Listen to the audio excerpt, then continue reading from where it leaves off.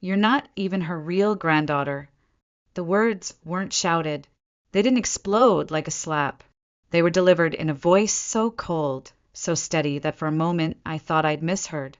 But then my father, Victor Harper, repeated them, slower this time, laced with cruel clarity. "Only blood Harpers deserve a place in this family." I stood frozen in the center of my grandmother Rosalind's library, surrounded by mahogany shelves stacked floor to ceiling with first editions and oil paintings of stern-faced ancestors. The scent of lavender and old leather still lingered in the air, a quiet echo of the woman we'd just buried 3 days ago. Her portrait hung above the fireplace, watching. I could almost feel her eyes on me as the words landed like a blade between my ribs. Victor's shoes clicked softly against the Persian rug as he crossed the room, hands folded behind his back, as though preparing for a press conference rather than dismantling my entire identity. He stopped in front of the fireplace and looked up at Rosalind's portrait, lips curling. "Your mother's little secret. Well, it's not so secret anymore. Once the legal team confirms you've got no Harper blood, you'll get nothing from Rosalind's estate." I gripped the corner of her writing desk, the same desk where she had penned hundreds of letters and reviewed decades worth of hotel contracts. The wood was smooth beneath my fingertips, familiar and grounding. My heart was racing, but I kept my voice even. "Do you promise that?" I asked. "You're saying only blood Harpers deserve anything from this family?" Victor turned slowly, leveling his gaze at me like I was a stain he couldn't scrub out of the family crest. "Absolutely. I won't let some outsider siphon off what rightfully belongs to our legacy. My name is Camille Harper. I'm 27 years old. Until 5 minutes ago, I believed Victor was my father, cold, disapproving, distant, but my father nonetheless. Now, standing in the heart of our family's antebellum estate in Savannah, Georgia, I wasn't so sure of anything. What I wanted was simple. Justice. Not revenge, not drama. Just the fairness my grandmother Rosalind intended when she named me in her will. She'd told me so herself more than once. But now, the man whose approval I had spent my entire life chasing was trying to erase me like I never existed. And worse, he was using bloodlines as the blade. I remembered the last time I sat in this room with Rosalind. It was a late afternoon in June, just a few weeks before her heart gave out. We sat by the open window, the scent of honeysuckle drifting in from the garden. "Trust your instincts, Camille," she had said, squeezing my hand with surprising strength, especially when everything else feels wrong. At the time, I chalked it up to age. Now, I wasn't so sure. Maybe she knew. Maybe she had always known. "You can attend the will reading next week if you insist," Victor said, his tone casual, dismissive. "But don't expect a dime. I've already spoken with Richard about contesting any clause that includes you. Richard Dawes, my father's lifelong legal ally. Of course he had." I didn't respond. There was no point in arguing with a man who had already decided I was disposable. Instead, I watched him walk out of the room like he'd just checked off a task on his to-do list. The silence after he left was deafening. I sank into the red velvet chair beside the desk, the one where my grandmother used to sit while reading out loud to me on stormy nights. The house felt different now, heavier, colder, less like a home and more like a battleground. Was he telling the truth? If I wasn't Victor's daughter, then who was I? And why did he choose now, just days after Rosalind's funeral, to say it? I didn't have answers. Not yet. But one thing was already clear. If Victor Harper wanted to use bloodlines as a weapon, then he'd have to live with the consequences of what that really meant. And I wasn't backing down. I used to think my father simply didn't know how to express affection, that maybe his cold stares and sharp remarks were just his way of showing discipline, of preparing me for the real world. But now I saw them for what they were. Warnings. Subtle but constant reminders that I didn't belong. Growing up as a Harper meant living beneath the weight of legacy. Our family ran a chain of boutique historic hotels across the South, Harper Heritage. My grandmother Rosalind built the business from scratch after World War II, restoring antebellum mansions and turning them into curated experiences that sold nostalgia to the wealthy. Her face graced local magazines. Her name commanded respect. And in her eyes, I was someone worth believing in. Not so much in Victor's. He had always made space for my brothers, Spencer, the eldest, who took over the business operations straight out of college, and Noah, the golden boy with a law degree and a fiancée from the Vanderbilt line. Their paths were straight and paved in marble. Mine was dirt and roots and old paper maps. I chose a different lane, historic preservation. I wanted to restore forgotten places, protect them from the greed that stripped them of their soul. I graduated with honors. I had offers from national trusts. But to Victor, I was still just unfocused. She lacks the Harper discipline, he once told my mother when he thought I wasn't listening. Too soft, too sentimental. That girl will never lead anything. I was 14 when I heard that. I pretended I didn't, but the words branded themselves into me. And I spent the next decade trying to prove him wrong. Birthdays were polite affairs, measured minimal. My brothers got Rolexes at 16. I got antique books. Beautiful, thoughtful gifts, always from Rosalind. Never Victor.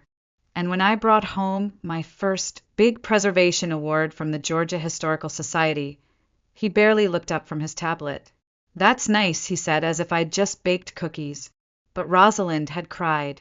She framed the article, hung it in her sunroom. She asked me to tell her every detail of the gala. She made me feel, if only for an afternoon, like my voice mattered. Our Sunday teas were sacred. Every week, without fail, I'd drive out to her estate on the edge of the Savannah River. We'd sit on the veranda, sipping Earl Grey, and she'd share stories about her travels, her regrets, the battles she'd fought against the old boys' club of Southern business. Never let them tell you you're less, she'd whisper, especially not the men in your own family. I think now, maybe she knew even back then, that I wasn't Victor's, that something about me didn't fit neatly into the frame. Maybe that's why she clung to me so fiercely. Still, I tried with Victor. I volunteered for fundraisers. I offered proposals to modernize the preservation side of Harper Heritage. I presented budgets, strategies, solutions. He never once followed up. At a family brunch last year, he introduced me to a potential investor as the one who colors inside the lines mostly. Everyone laughed, except me. I didn't say anything that day. I just folded my napkin and excused myself quietly. I drove home in silence, and I cried in the driveway like I was 15 again. And yet, despite all that, I still wanted to believe he was my father. Isn't that the cruel part? Even when someone cuts you down again and again, some part of you still hopes they'll change, that they'll see you, that they'll say, I was wrong about you. But Victor never did. And now, in the harsh light of that library, I realized he never would. Because in his eyes, I wasn't his daughter at all. And maybe I never was. What burned wasn't the loss of inheritance. It was the decades I spent chasing crumbs of approval from a man who saw me as disposable, a backup, a placeholder. I wanted to scream, to break something. But instead, I walked upstairs to the old guest room where I used to sleep during summers. I pulled open the cedar trunk at the foot of the bed and lifted out the box Rosalind had given me on my 25th birthday. It was filled with letters, dozens of them, handwritten, carefully dated. The top one read, for Camille, because I knew the day might come when truth would feel like betrayal. But it's not. It's freedom. I held the letter to my chest and sat there in the quiet, the weight of it all settling on my shoulders like a second skin. Everything was shifting. My name, my blood, my place in this family. But maybe, just maybe, that meant I was finally free to become something else. Not a Harper by Victor's definition, but someone who would redefine what that name meant. My mother's message came just after midnight. We need to talk. Alone. Tomorrow. No one else. I stared at the screen, heart pounding, knowing what it meant without needing to ask. Victor's words had ripped something open, but my mother's text confirmed it. There was truth behind the cruelty. She chose a quiet cafe tucked in a historic district, the kind of place with chipped teacups and worn wooden floors that smell like cinnamon and stories. It was where she always came when she didn't want to be recognized as Margaret Harper, the matriarch, just as a woman trying to breathe. She was already seated when I arrived, hands folded tightly around a cup of untouched coffee. Her pearl earrings were missing. Her makeup was faint. The scarf around her neck was tied just a little too tightly like armor. "I never wanted you to find out like that," she said before I even sat down. Her voice cracked, not with guilt, but exhaustion. He had no right. "So it's true?" I asked. "I'm not his daughter?" She nodded, just once, and then she started to cry. Not loudly, not dramatically. Quiet tears, the kind you cry when the dam finally breaks after years of holding the weight of too many secrets. "It's complicated," she whispered. "More complicated than Victor wants it to sound." I didn't interrupt. I didn't touch her hand. I just waited. And slowly, she peeled back the history she'd buried for almost 30 years. She and Julian, my so-called uncle, had been in love when they were barely more than kids. She was 22, working as a preservation intern under Rosalind's guidance. Julian had just finished med school, full of fire and wild ideas about changing the world. They were planning a life together, until Julian was offered a prestigious research fellowship in Seattle. "He wanted to turn it down," she said, eyes far away. "But I told him to go. I didn't want to be the reason he stayed behind." They tried the distance thing. Letters. Late-night phone calls. But time stretches thin when careers are blooming and families apply pressure. Eventually, things unraveled. During a difficult period, when Julian had stopped writing and Rosalind's health had faltered, she found herself leaning on Victor, Julian's older brother. Victor had always been there, watching, waiting, and in a moment of vulnerability, one that she now described as a terrible blur of grief and loneliness, she let him in. The relationship didn't last long, but shortly after it ended, she discovered she was pregnant. "I was certain it was Julian's," she said, voice shaking. The timeline fit. But Victor, he refused to believe that. He said it was his, and he proposed. She looked up at me then, her eyes full of sorrow and something else, something heavier. "Camille." I accepted, because I was scared, because I didn't want to raise you alone. And Victor promised. He swore he'd love you like his own. "But he didn't," I said flatly. "No," she admitted. "He never did. He resented the parts of you that reminded him of Julian. The softness, the stubbornness, the way you loved history more than money." She sipped her coffee, her hands trembling. "Julian was already engaged by the time I found out I was pregnant. And your grandmother, she knew. I think she always knew. But she never pushed me, never judged me. She just told me to protect you." I sat in silence, trying to process everything. I thought of every cold glance Victor had ever given me. Every time he'd turned his back when I'd needed him. Every time he'd said I was too soft, too artistic, not Harper enough. And now I knew why. "What about Julian?" I asked. "Did he ever know?" She shook her head. "I didn't tell him. I didn't want to disrupt his life again." And then, as the years passed, it just felt too late. I stared at the table between us, suddenly hollow. The father I thought I had wasn't mine. And the man who was, he had no idea I even existed. "Why is Victor doing this now?" I asked. "Why now, of all times?" Her expression changed, tightened, hardened. "Rosalind's will." "Of course. Victor's terrified she left you something substantial. You were her only granddaughter, her favorite, and if anyone in that family would have made sure you were taken care of, It was Rosalind.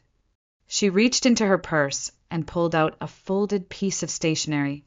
"I found this," she said softly, "in Rosalind's jewelry box, addressed to you."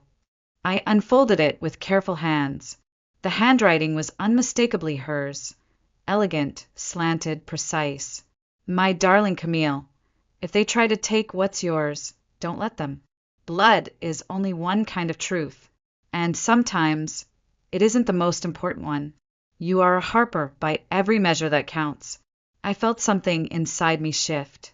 Not just sadness, not just rage. Resolve. The woman I loved most in this world had believed in me enough to leave a warning behind. A thread of guidance, a weapon cloaked in warmth. And if Victor wanted a war over bloodlines, then I would give him one. The drive to Charleston felt longer than usual. I took the coastal highway, windows down, letting the salt air slap against my face in hopes it might numb everything I was feeling. It didn't.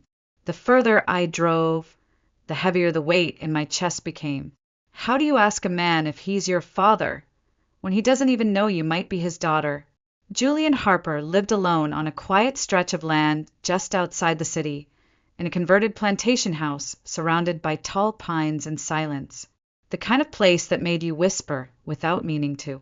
He'd always been the outlier, Rosalind's youngest son, the one who had walked away from the family business to become a doctor, a researcher, a wanderer. He came back for holidays sometimes, brought rare teas from Asia, books from obscure presses, little hand-carved figurines. Gifts he gave me with a quiet smile and a warm hand on my shoulder.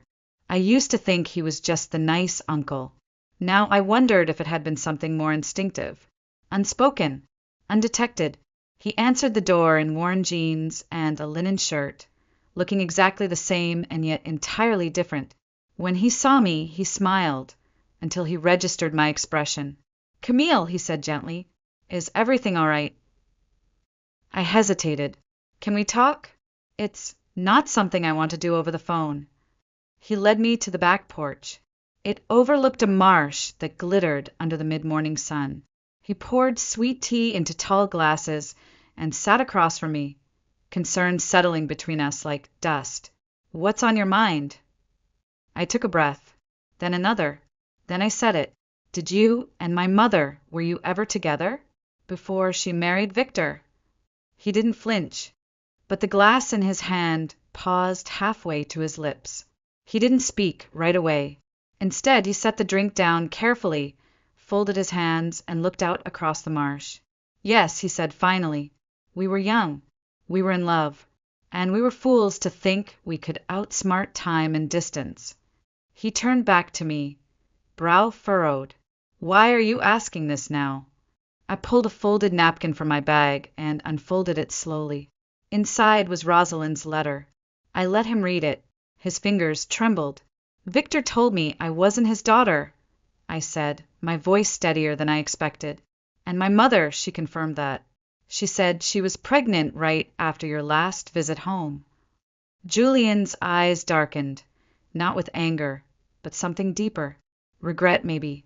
Or grief, with nowhere left to go. "She never told me," he whispered. "Not once. I always wondered why she drifted away so quickly. I thought maybe it was my fault. I didn't know. Camille, I didn't know." I looked at him. Really looked. Same sharp jawline. Same wide-set eyes.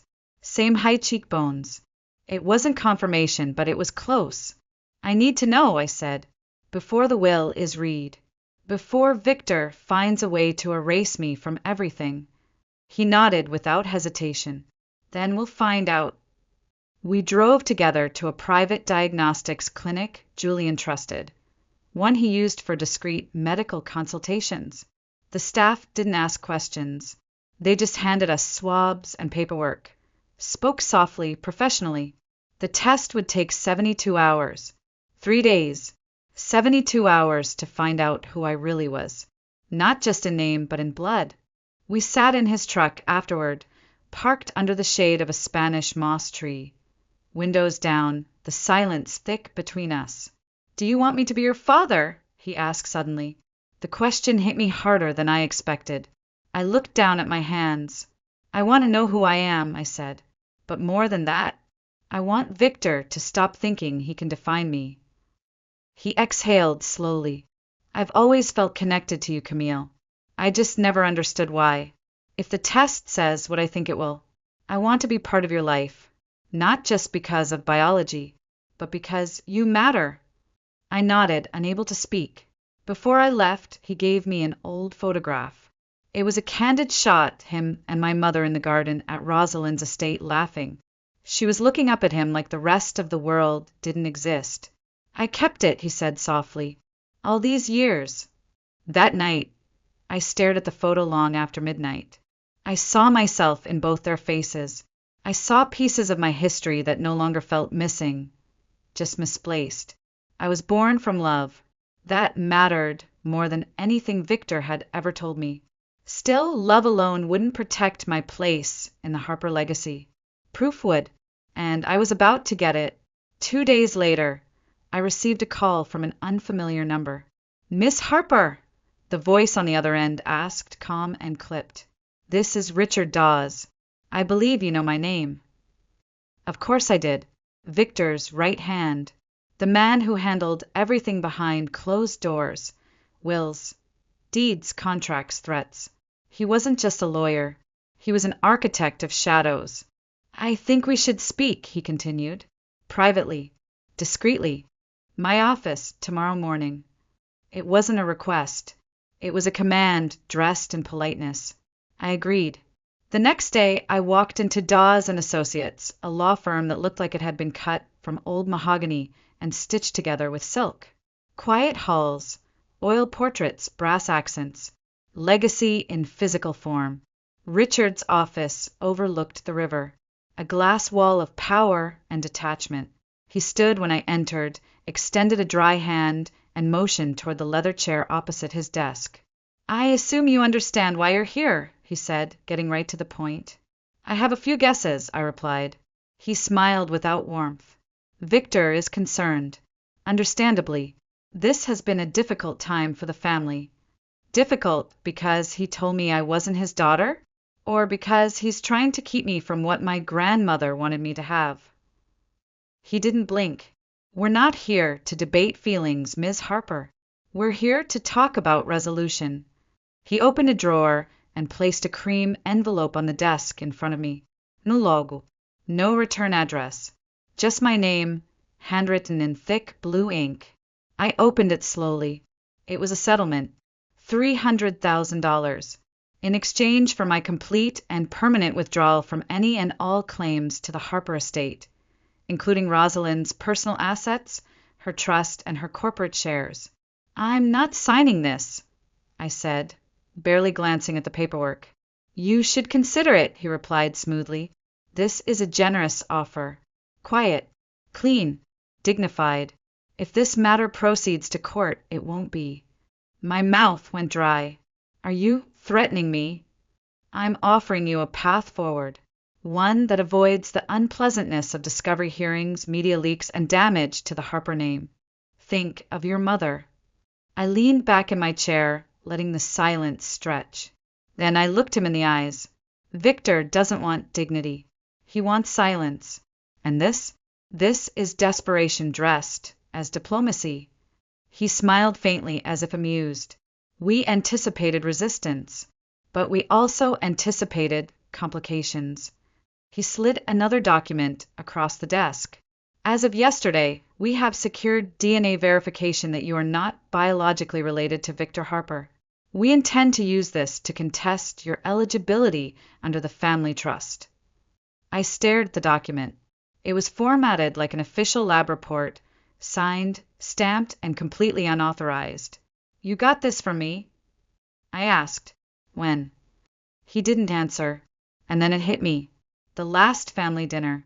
The wine glass I'd left untouched when I stepped outside to take a call.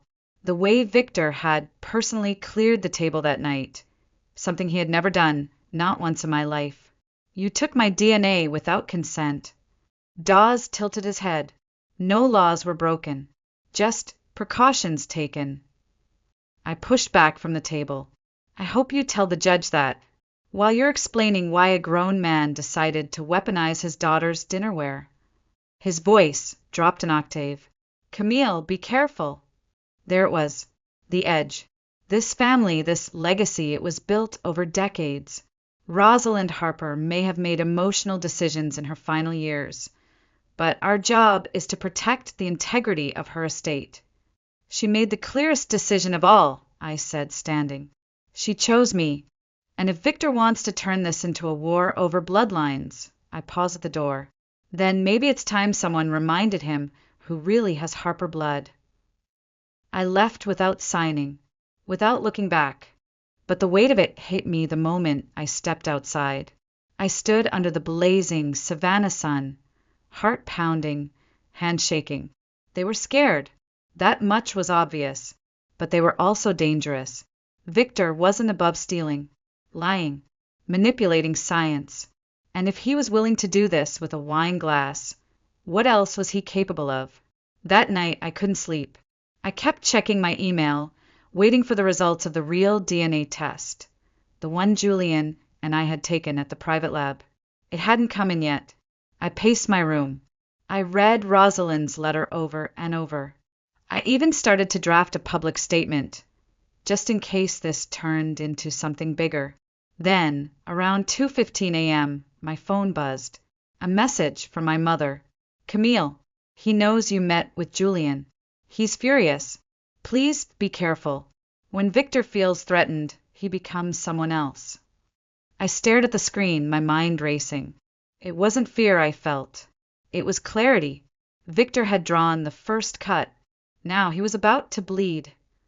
The results arrived at 7:42 a.m., 2 days later. I was sitting at my grandmother's old writing desk, hands wrapped around a mug of untouched coffee, when an encrypted email came through. The subject line was sterile. The sender, a string of numbers and letters. But I knew exactly what it was. "DNA test results confidential." My fingers trembled as I clicked it open. Scientific jargon filled the screen. Alleles, markers, comparisons. But I scanned past all of it, eyes darting down the page until I found the line that mattered. Probability of paternity. 99.997% Julian Harper is the biological father of Camille Harper. I exhaled slowly. Then again. I wasn't sure if I was breathing or unraveling. It was real. It was fact. The bloodline Victor had weaponized was no longer his shield. It was mine. I forwarded the results to Julian, then texted him. "We meet tonight. Just you and me. No one else. We planned this, right?" By evening, we sat together in Rosalind's private study, just like old times. Only this time the stakes were generations deep. Julian read the email twice, then looked at me across the heavy oak desk. "You were never his to discard," he said. I didn't reply. I couldn't. Not yet. Instead, I pulled out the photo he'd given me days earlier, the one of him and my mother, young and beaming under the dogwoods, and slid it beside the DNA report. "Let's make sure Rosalind's voice doesn't get buried," I said. "We tell the whole story, every part, her letter, this result, your adoption records, everything." Julian hesitated. "You're sure you want to do this?" I nodded. I spent 27 years apologizing for my own existence. I'm done. He reached into his leather briefcase and pulled out a second manila folder. Inside, adoption papers notarized and filed decades ago. Proof that Victor Harper was not biologically related to Rosalind or her late husband, Edward Harper. He had been adopted at age 2 after years of infertility. It had always been a private matter, one Rosalind had never intended to use against him. But now Victor had forced her hand from beyond the grave. Julian's mouth was tight as he spoke. "He used bloodlines to try and cut you out. But if that's the rule he wants to play by, he doesn't qualify either." It was poetic. It was brutal. And it was exactly what Rosalind had seen coming. Just after 9 p.m., my phone lit up. An email from Alfred Kimsey, the neutral legal executor appointed by Rosalind herself. The subject: Request for formal documentation ahead of will reading. I replied immediately, attaching the files and requesting a private audience before the family gathered. I didn't want drama, I wanted clarity. Kimsey responded with a single line, "Understood. Let's speak before the reading begins." The night before the will was read, I barely slept. I kept picturing Victor's face, smug, sharp, rehearsed. I knew he would come prepared, but this time so would I. The next morning, Savannah was all autumn gold and chill, as if the trees themselves were holding their breath. The Harper estate gleamed under the early sun, its white columns standing like sentinels. Inside, the mood was tense.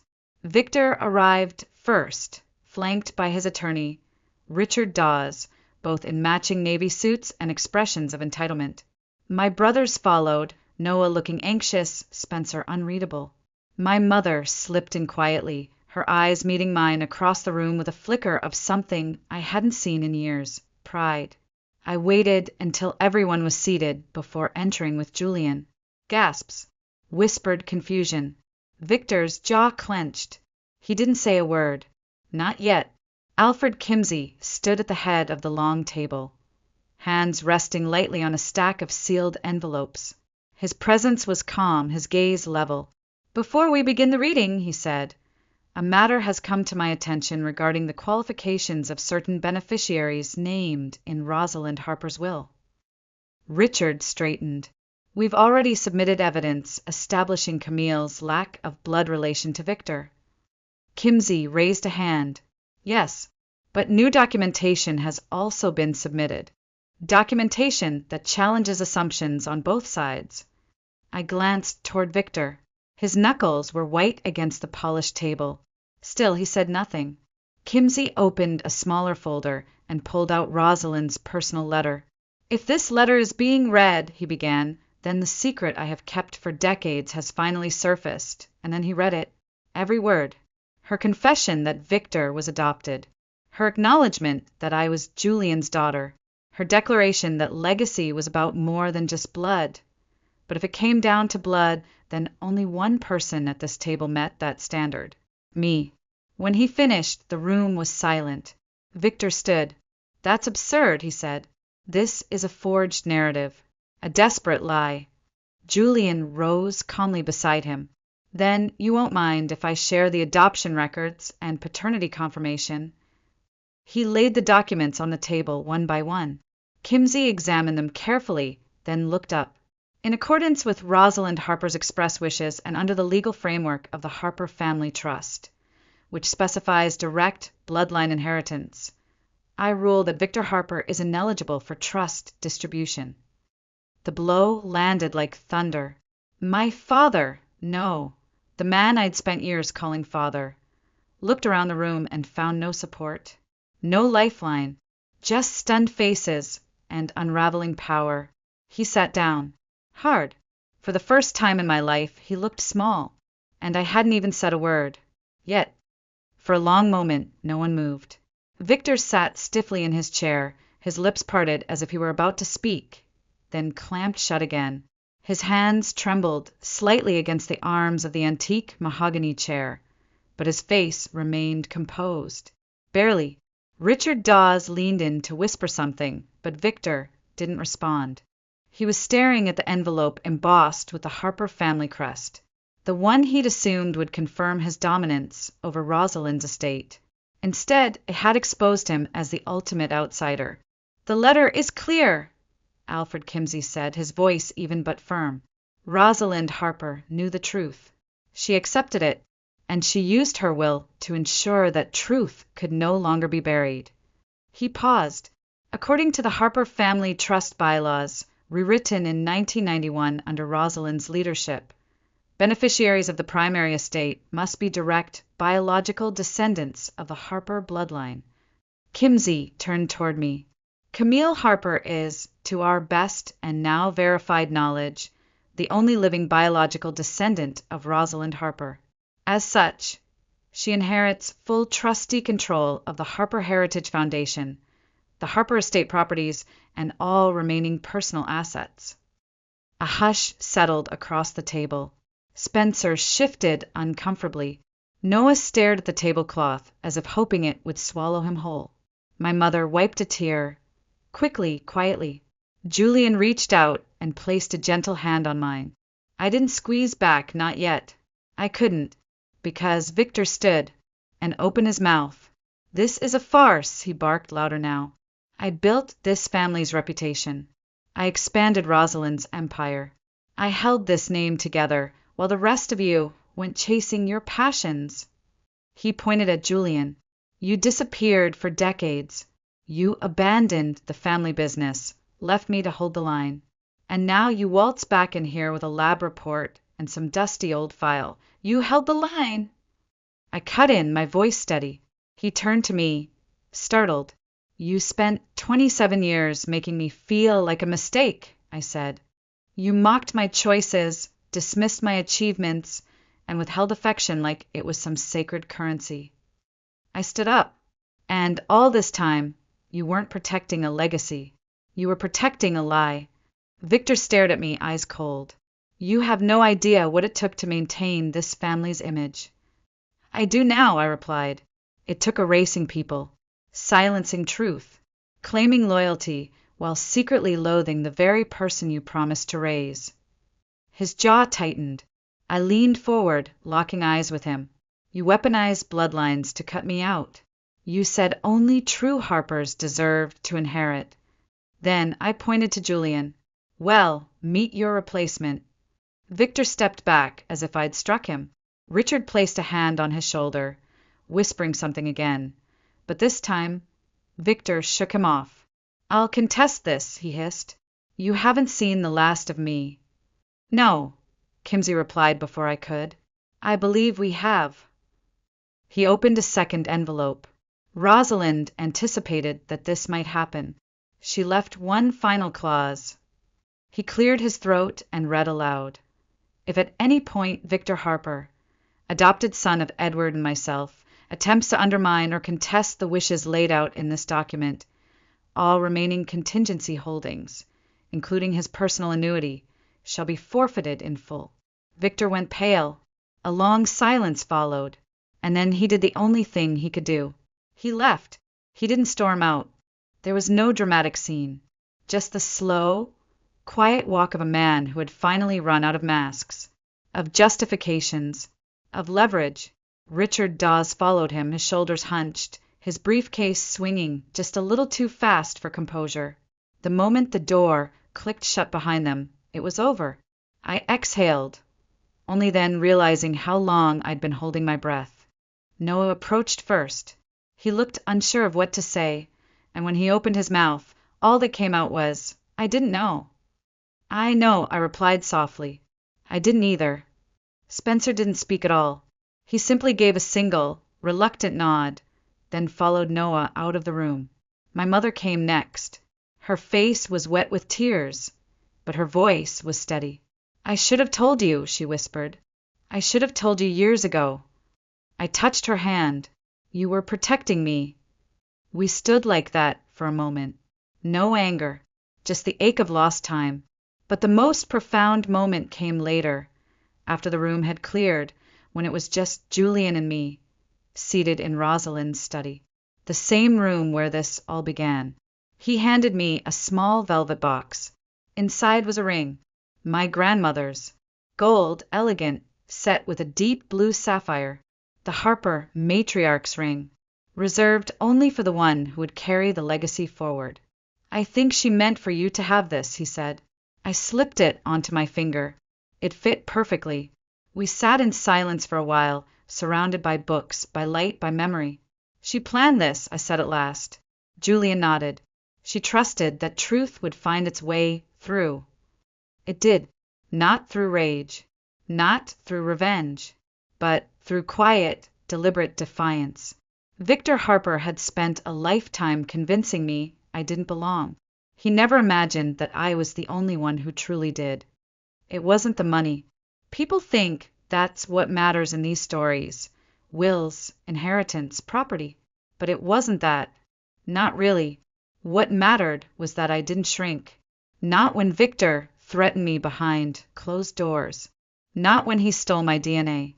Not when he tried to erase the very roots I came from. I stood. I spoke. I held the line Rosalind had quietly drawn for me decades ago. In the days that followed, there were no grand celebrations, no press releases, no champagne, just silence, calm, closure. Victor didn't come back. He sent one final letter through his lawyer. Cold, transactional, predictable. No épalier.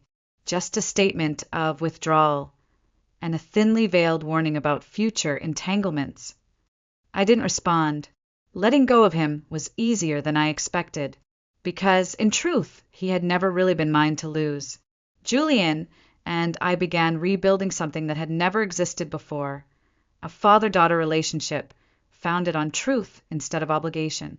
We met every Sunday, just like I used to do with Rosalind. Sometimes we talked about books, sometimes politics, sometimes nothing at all. But we were there, together, on purpose. As for Harper Heritage, I didn't take over the way Victor might have feared, aggressively, publicly, ruthlessly. I restored what mattered. I reinvested in the preservation projects Rosalind had started in her final years. I reopened a crumbling Harper property in Charleston as a nonprofit museum focused on Southern women's history. I created an educational grant in her name for underrepresented women in architecture and preservation.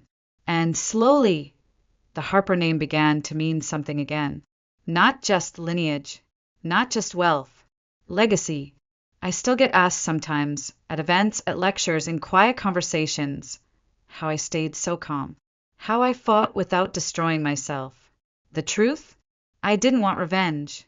I wanted freedom. And that's exactly what I got.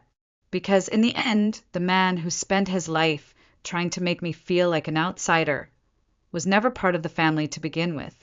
And I was always hers.